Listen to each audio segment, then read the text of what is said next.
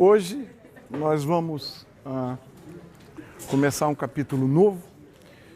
É um capítulo que a gente podia chamar de Força e Movimento. Já dá para antever pelo título que nós vamos estar lidando com um ente, durante a aula toda, com um ente chamado força. Mas antes de chegar lá, vamos fazer algumas preliminares. Até o fim da aula passada, nós estudamos cinemática, né? Tanto a cinemática unidimensional, às vezes chamada cinemática escalar, e na última aula a cinemática vetorial. E nós aprendemos com ela a descrever movimentos sem nos preocupar com quem alterou o estado de movimento de um corpo. Descrevia e pronto. Com isso, a gente era incapaz de prever o movimento de um corpo, apenas de descrevê-lo. A aula de hoje traz o elo faltante. A aula de hoje, chamada dinâmica, vai estudar a relação entre a alteração de um movimento e a causa que o alterou. Nós vamos estar, então, falando, durante a aula inteira, de forças que atuam sobre os objetos. Antes de entrar propriamente nisso, aqui tem um quadrinho mais ou menos histórico, com uma amplitude temporal de mais ou menos 100 anos, que listam pesquisadores importantíssimos na história da mecânica, desde Tycho Brahe, passando por Kepler, Galileu e finalmente culminando com Newton, né? Os dois primeiros, Tycho Brahe e Kepler, se detiveram principalmente no estudo de movimentos planetários, né? As leis de Kepler são conhecidas e elas governam a dinâmica dos movimentos planetários. Galileu Galilei foi o cara que primeiro refutou Aristóteles. Aristóteles tinha uma concepção, na época, um pouco equivocada de como eram os movimentos, né? Aristóteles acreditava que não só para pôr um corpo em movimento, como também para mantê-lo, era necessária a aplicação de uma força. Segundo Aristóteles, era necessária a presença de uma força para manter um corpo em movimento. Finalmente, Newton, aproveitando e estendendo as ideias de Galileu, formulou as leis da dinâmica, ou seja, compilou num tratado as 3 leis que são o alicerce, o coração da mecânica clássica. Essas leis são chamadas leis de Newton, que permitem a descrição precisa do movimento numa gama ampla de situações. Então, as leis que descrevem esse movimento foram concebidas por ele no começo da segunda metade do século XVII, e em 1687 ele publicou o famoso tratado, né, Princípios Matemáticos da Filosofia Natural. Nesse tratado ele condensa o que hoje conhecemos como 3 leis de Newton, né, e que são, como eu disse, o esteio da base da mecânica quântica. Elas permitem uma descrição e previsão extremamente precisa de movimento de todos os corpos. As leis de Newton, tal como são concebidas, valem em uma infinidade de situações, mas tem 2 campos onde ela encontra dificuldade, tem a sua aplicabilidade inválida. Esses 2 campos são, quando a gente trata de fenômenos ou de corpos muito pequenos, da ordem de dimensão atômica ou subatômica, e quando a gente trata de movimentos de corpos extremamente velozes. Para corpos muito pequenos, como um átomo ou uma partícula subatômica, nós precisamos da descrição da mecânica quântica. Para resolver problemas com velocidades próximas à velocidade da luz, nós precisamos usar a relatividade restrita de Einstein. Note que são 2 campos muito extensos também, apesar das leis de Newton valerem para qualquer fenômeno fora dessas 2 gamas, tá bom? Então vamos começar a falar de forças, primeiro no sentido leigo, né? Eu acho que o sentido leigo de força é intuitivo e primário. Todo mundo sabe que é preciso fazer uma força para empurrar um carrinho, é preciso fazer uma força para esticar uma mola. Então, esse sentido leigo denota a força mais ou menos como um esforço muscular. Do ponto de vista físico, força é um pouco além disso. A gente define força a todo agente capaz de alterar o estado de repouso ou de movimento retilíneo uniforme de um corpo. O agente que tira um corpo do repouso ou que altera seu estado de movimento retilíneo uniforme é uma força do ponto de vista físico. Tá? Então, alterar o estado de movimento não significa, como Aristóteles pensava, né, que é preciso uma força mesmo para manter um corpo em MRU. As forças são, de maneira geral, classificadas em dois grandes grupos, né? Ou são forças de contato, do tipo desta que eu faço sobre esse livro, quando tento empurrá-lo sobre a mesa. É uma força de contato com o livro. Aqui tem outra. Esse livro não afunda para a terra porque a mesa proíbe. É uma força de contato da mesa. E nesse grupo, forças de contato, nós podemos também incluir as forças de tração. Força de tração é a força que aparece quando você estica uma corda.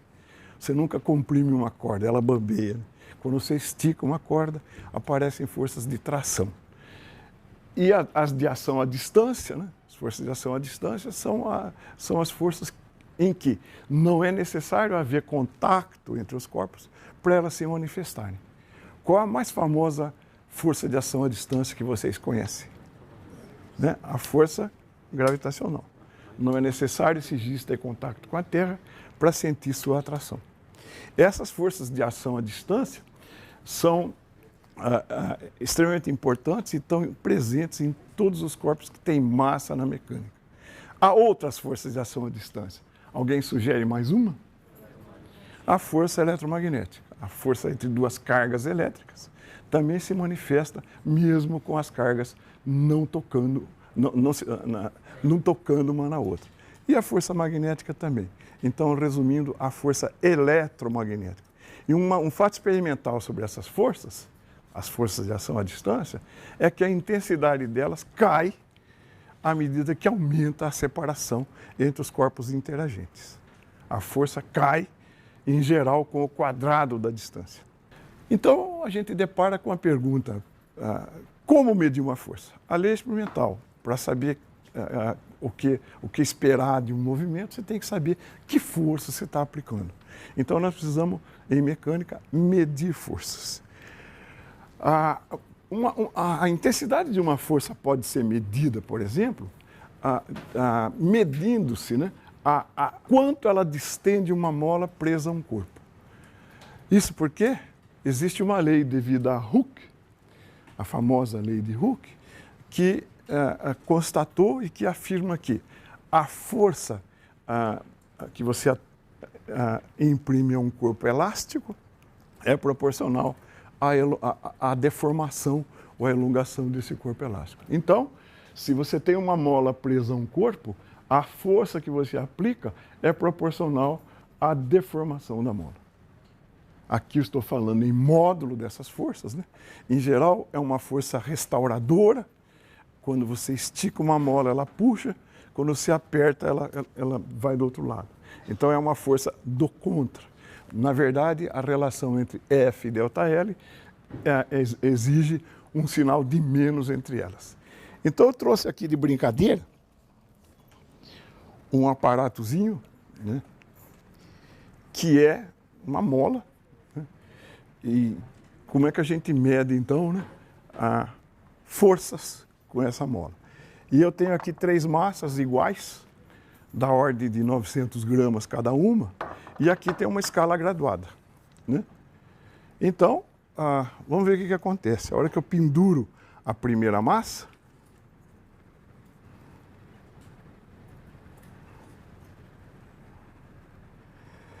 você nota que esse ponto superior desse plástico aqui coincide dentro incerteza da medida com a altura da mola. Então, ao medir esse ponto, eu já estou medindo quanto a mola esticou. Essa deformação que vocês viram aqui é então proporcional à força aplicada aqui. Eu vou virar para confirmar. 16,5, né?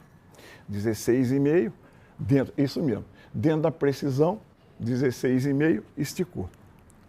Se é verdade que a força é proporcional à deformação, a hora que eu pendurar uma segunda, né, a deformação vai dobrar.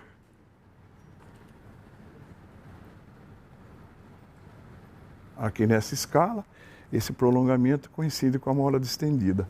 Eu leio 26. Então tem uma diferença de 9,5 cada uma. Quando pendurar a terceira, o que nós vamos descobrir? 26 mais 9,5, quanto deve dar? 35,5.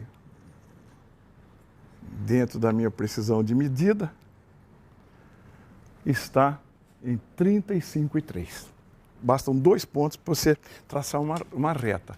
Bastam 3 para você confirmar que eles estão dentro da relação linear F igual a Kx. Então, realmente, uma mola é um excelente meio para você medir uma força, porque a deformação é proporcional à força aplicada. Legal? Para medir uma força, basta então, em última análise, medir um comprimento, desde que você associe a essa escala um valor para a força. Gabriel está levantando a seguinte questão.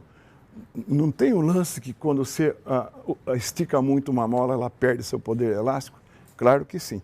Você pega uma mola meio de qualidade inferior, desse tamanho aqui, e estica ela 1 metro. Provavelmente, depois disso, ela está assim, uma espiral deformada, você rompeu o limite de elasticidade da mola. Então, a lei de Hooke deixa de valer. Vamos falar de resultante de forças. Olha, força é, até intuitivamente, um conceito vetorial. O efeito de aplicar uma força neste livro, nesta direção, é diferente de aplicar a mesma força nesse livro, nesta direção. Então, o movimento que resulta das duas aplicações é completamente diferente. Então, força é uma grandeza vetorial. Se sobre um corpo atuarem mais de uma força, tem sentido falar na força resultante, que é a soma de todas elas que agem no corpo. Ou seja, eu chamo de F resultante a somatória F1 mais F2 mais etc. mais Fn. Tá certo? E um conceito importante que a gente vai estudar é o conceito do diagrama de corpo isolado ou corpo livre. Isso porque importa para o movimento de um corpo as forças que agem sobre o corpo e não as que eventualmente ele faz agir nos outros. Para estudar o movimento desse livro, importa eu saber que forças atuam sobre o livro. Então, o livro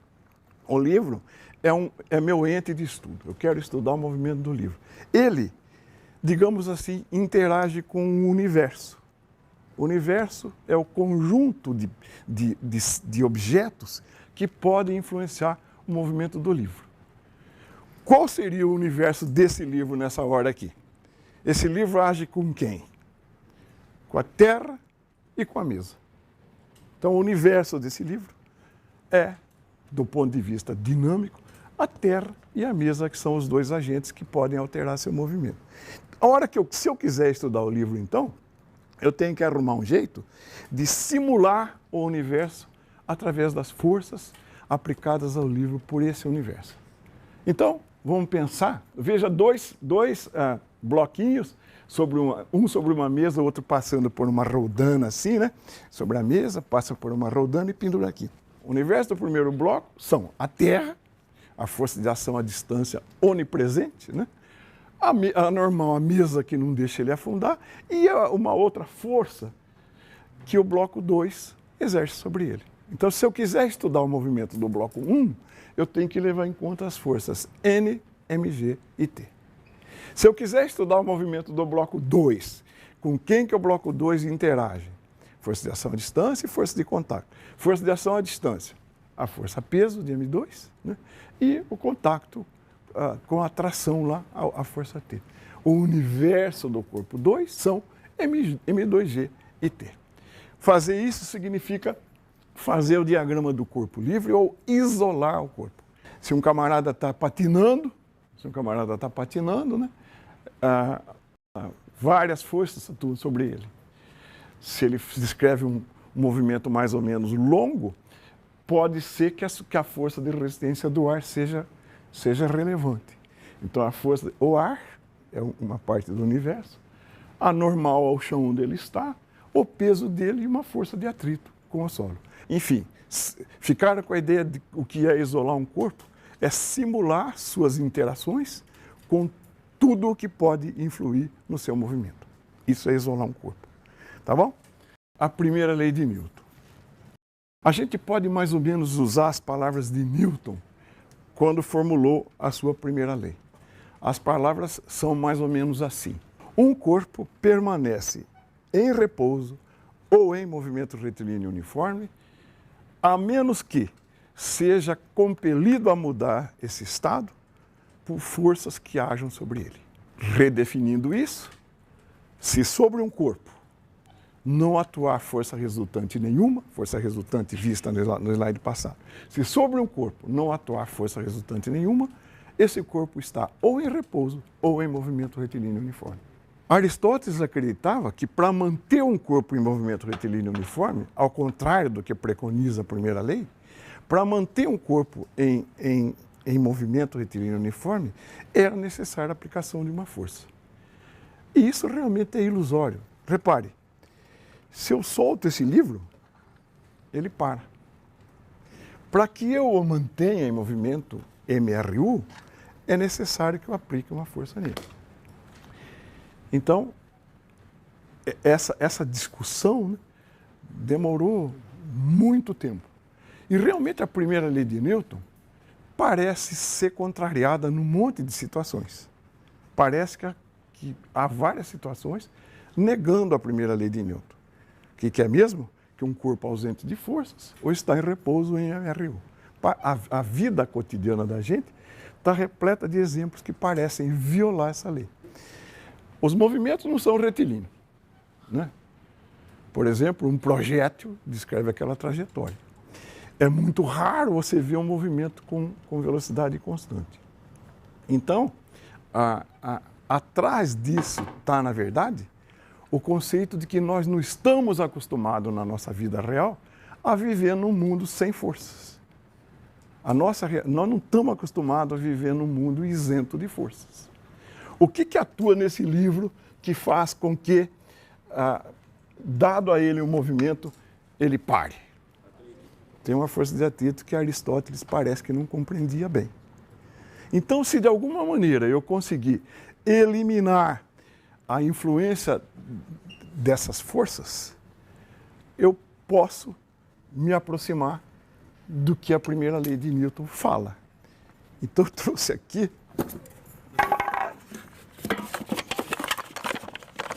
um gelinho, né? A ideia é minimizar ou diminuir o atrito dessa mesa com esse corpo. Vocês viram que eu dava um empurrão no livro e ele parava em 30 centímetros. Eu vou dar uma no gelo. Vocês viram onde ele foi? Então, tá certo?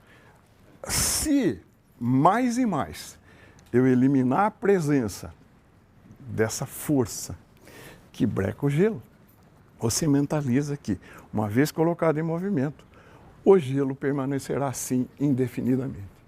Então, por que as situações parecem violar a lei de Newton? Porque nós não estamos acostumados a viver num mundo isento de forças, né? Não existem só as forças de contato, existem também as de ação à distância, que são fundamentais, alterando o movimento de um corpo. Um projétil não anda em linha reta. Claro, sobre ele atua uma força gravitacional. Se eu conseguisse eliminar a influência dessas forças, um corpo não precisaria dela para se manter em MRU. Deu para entender mais ou menos? Essa lei que garante que, eliminando as influências, o corpo se mantém, é a chamada lei da inércia, a inércia de movimento. Galileu foi o primeiro a sintetizar desse ponto de vista a lei da inércia, refutando as colocações de Aristóteles. Primeira lei de Newton, somatória das forças que atuam sobre um corpo. Se a resultante das forças que atuam sobre um corpo for zero, né, então esse corpo está em repouso ou em movimento retilíneo uniforme. V0 igual a zero implica repouso. V0 igual a zero implica repouso. Então, para que um corpo esteja em equilíbrio, repouso ou MRU, é necessário que a resultante das forças que atuam sobre ele seja nula, certo? Bom, a primeira lei de Newton, tal como nós acabamos de formular, pressupõe e define o que a gente chama de referencial inercial. Esse é um ponto delicado também, hein? Essa lei pressupõe e define um referencial inercial. A gente diz que um referencial é o sistema em relação ao qual você descreve seu movimento. Um referencial é dito inercial exatamente quando um corpo livre de forças nele ou está em repouso ou está em movimento retilíneo uniforme. A primeira lei de Newton pressupõe a existência desse referencial.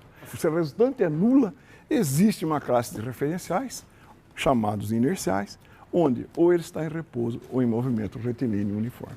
Será que a Terra é um bom referencial inercial? Nós já vamos ver já. Se eu achar um referencial inercial, qualquer outro que se mova em relação a ele com velocidade constante também é inercial. Você lembra da última aula? De movimento relativo? A aceleração de P em relação a A é igual à aceleração de P em relação a B. A e B, dois referenciais, mais a aceleração de B em relação a A. Se VBA for constante, ou seja, se a velocidade relativa dos dois referenciais for uniforme, se VBA for constante, essa aceleração é zero. Ou seja, as acelerações medidas em dois referenciais inerciais, as acelerações são a mesma. Então, se um referencial é inercial, outro que se mova em relação a ele com velocidade uniforme também é. Nesse sentido, a Terra é um referencial inercial? Rigorosamente não, né? Porque a Terra está em rotação, né? Pelo menos duas rotações. Uma em torno do seu eixo, esse movimento essa rotação dura 24 horas, e outro em torno do Sol, esse movimento demora um ano. Então, a Terra não satisfaz essa situação aqui. Ou seja, um referencial ligado à Terra necessariamente não é inercial. Qual é a escolha que se faz, então, para um referencial inercial? A escolha usual para um referencial inercial são as chamadas estrelas distantes. Você imagine 3 estrelas muito distantes, às vezes chamadas de estrelas fixas, e vale associar a elas ou defini-las como um referencial inercial. Isto porque a distância entre as estrelas é da ordem de 10 a 15 metros. E como as leis de gravitação caem com o inverso da distância, essas leis obedecem com boa aproximação ao princípio da inércia. Então, é um referencial mentalizado, cujos eixos estão orientados para 3 estrelas fixas. Voltando ao assunto, então, a Terra é um referencial inercial? Então, rigorosamente não, porque a Terra está em movimento de rotação, certo? A Terra está em movimento de rotação. A superfície da Terra gira em caso de deslocamentos grandes. Outros exemplos de referenciais claramente não inerciais são um carro acelerado, um vagão acelerado, tá certo? Porque são referenciais que não cumprem esta condição que a gente viu aqui. Bom, quanto que a Terra desvia de ser um referencial inercial? Vou fazer uma continha rápida, né?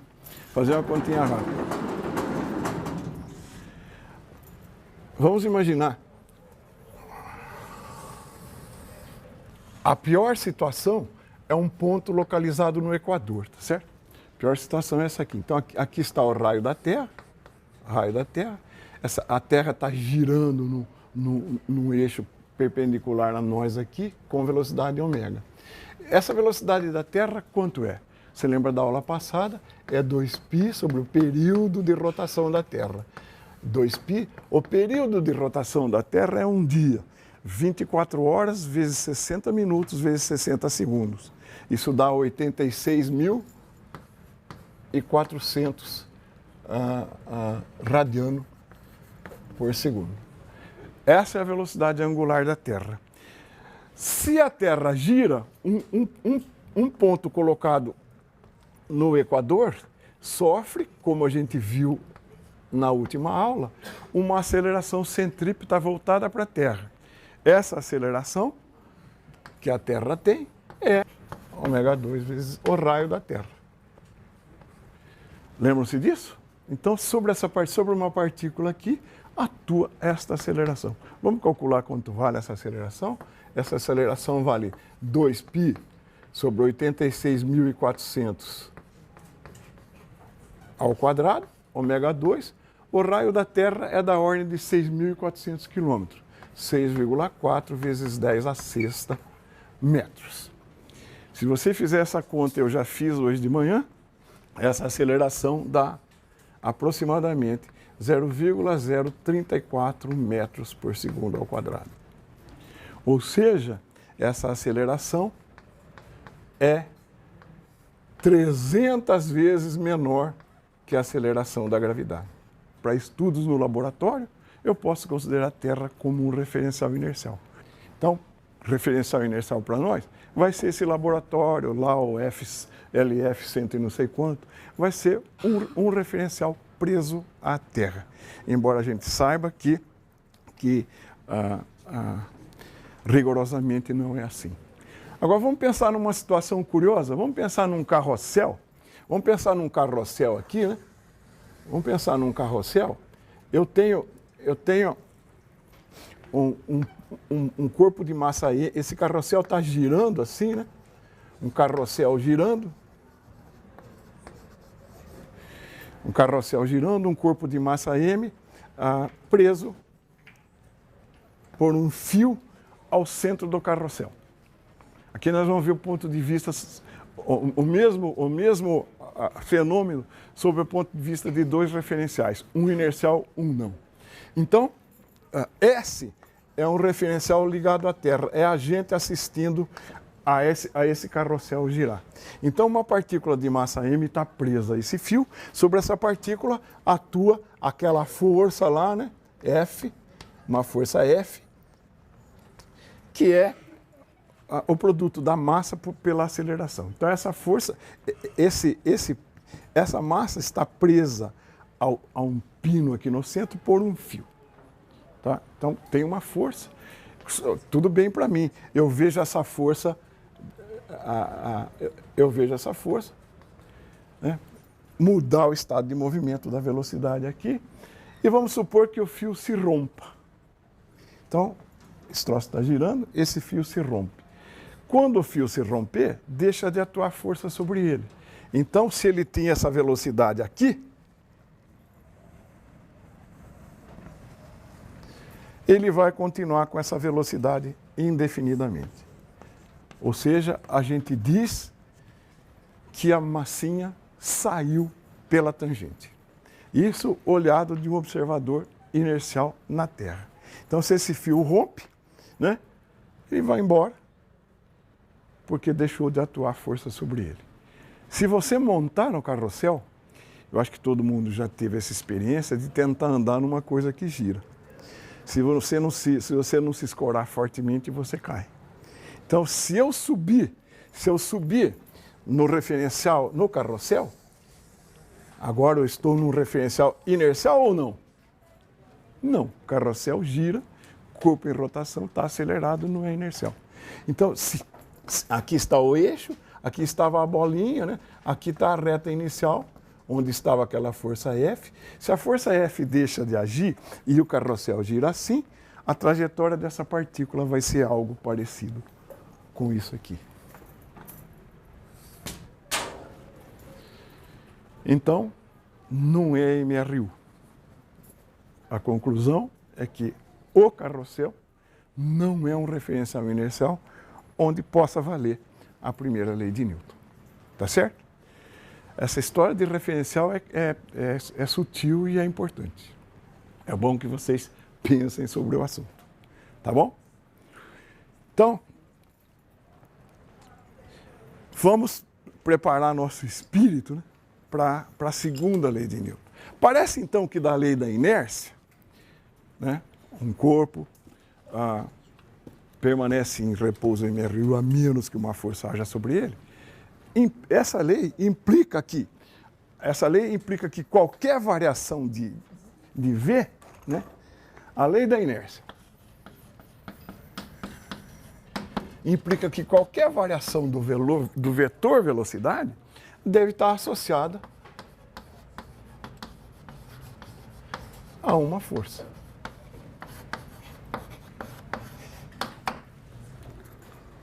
Qualquer variação de velocidade deve estar associada a uma força.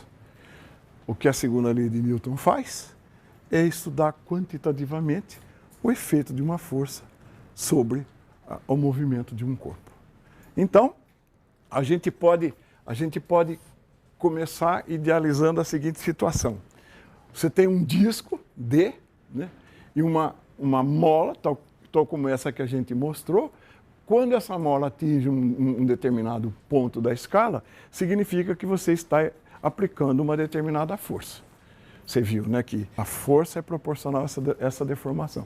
Uma escala ligada a essa escala numérica de comprimento te dá o valor da força.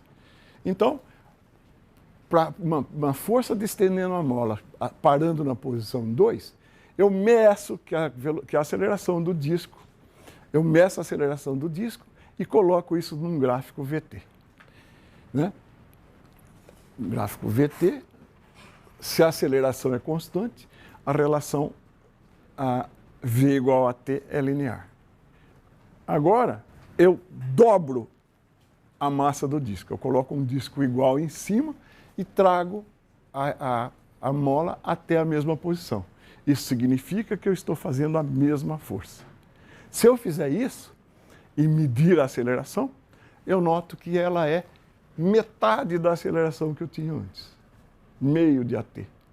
Isso implica que eu escreva que a relação entre as acelerações, 1 é a primeira aceleração, 2 é a segunda.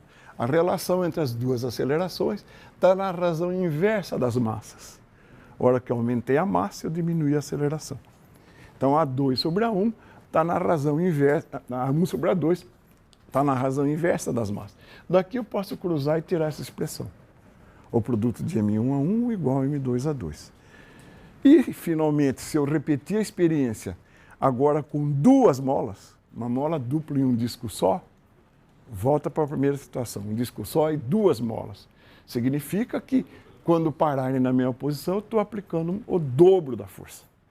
Se eu fizer isso, eu noto que a aceleração medida agora é o dobro da aceleração anterior. Então, a relação entre as acelerações está numa relação direta com a relação entre as forças.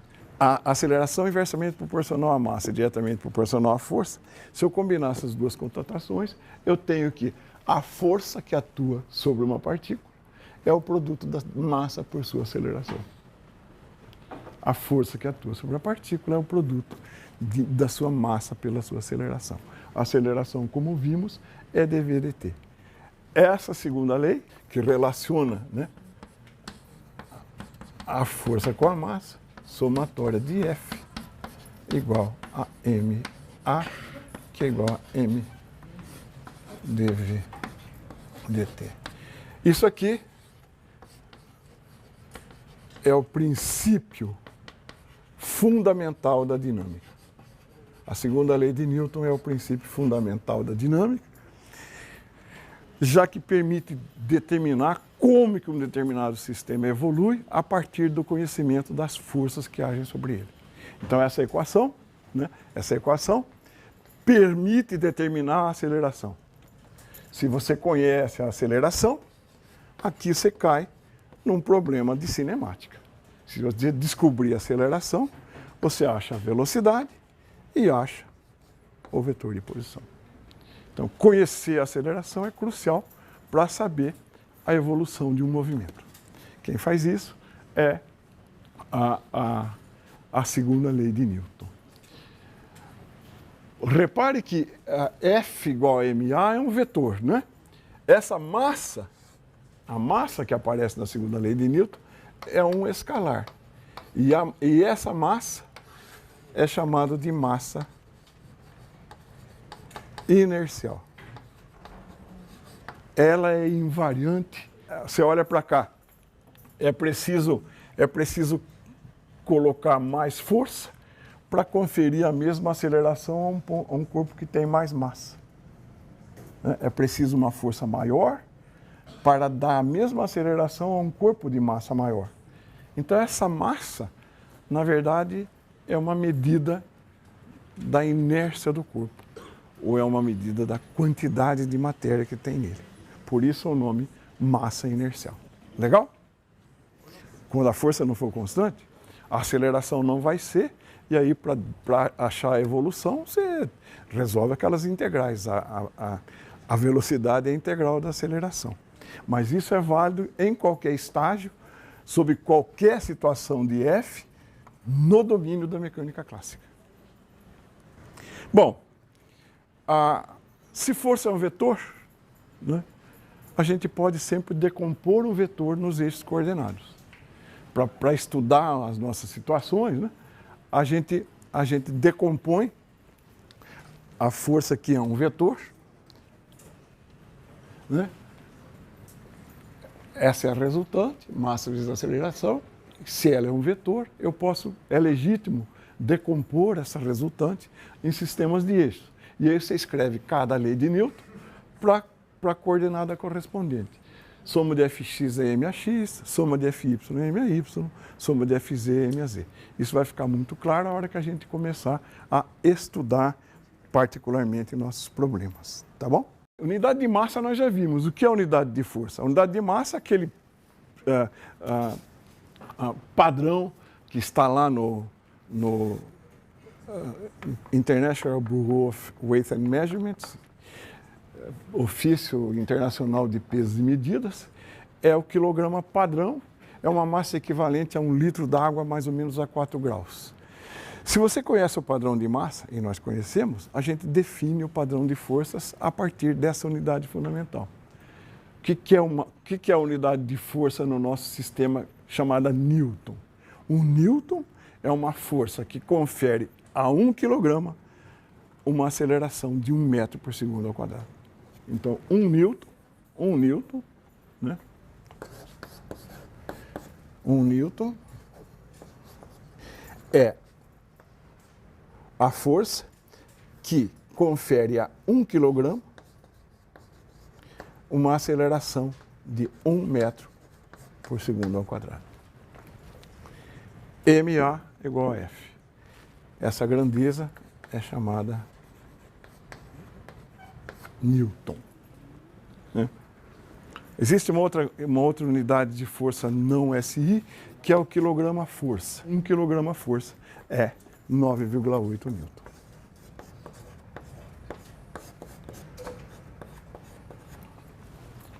O número que mede a massa em quilogramas, mede o peso em quilogramas-forças. Para concluir essa primeira parte,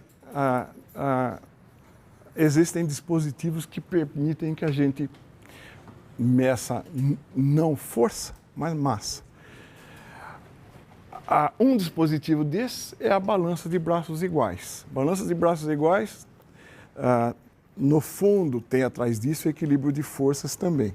Mas se você pega uma balança com 2 braços iguais e coloca num dos pratos unidades conhecidas de massa padrão, a hora que a massa que você quer medir no outro prato equilibrar aquelas massas, você tem que ela é igual à massa pendurada.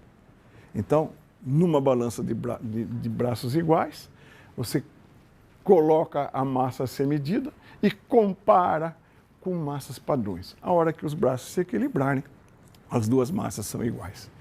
Isso é uma medida de massa independente de onde você esteja, porque compara as duas situações no mesmo lugar. Já a balança de Peixeiro, isso aqui é na verdade uma mudança, isso aqui é na verdade uma medida de força. Está vendo a mola que vai ser distendida e eu vou fazer leitura numa certa escala? Essa escala eu converto distância para força. Então a escala faz isso. A força aplicada é proporcional à elongação. Só que aqui você está vendo que existe, o responsável por isso é a interação gravitacional. E isso não é igual em todos os lugares. Então o número que essa balança lê aqui não é, por exemplo, igual ao número que essa balança lê na Lua, apesar da massa aqui ou na Lua serem iguais. A massa é um conceito escalar.